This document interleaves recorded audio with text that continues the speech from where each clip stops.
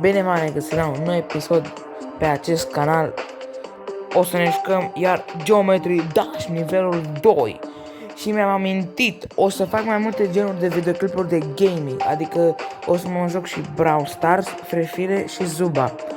Sper să vă placă. Bine, îi dăm drumul la joc. Și nu uitați, like, share și... nu aici. Bine, suntem la nivelul 2. Să începem. Nu uitați de like și subscribe. Abonare, subscribe, pe favor.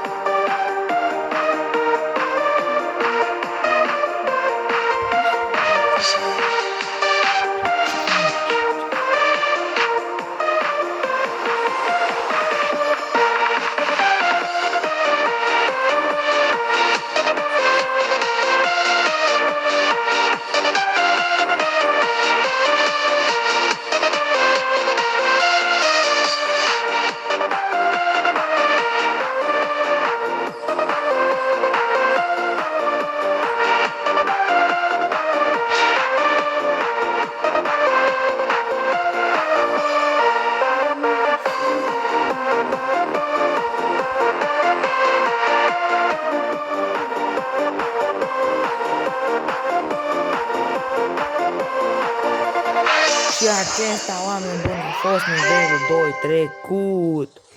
Sper că v-a plăcut.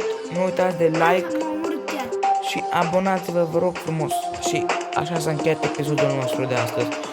Și nu uitați că o să postez și cu celelalte jocuri Free Fire, Zuba și Brawl Stars. La revedere!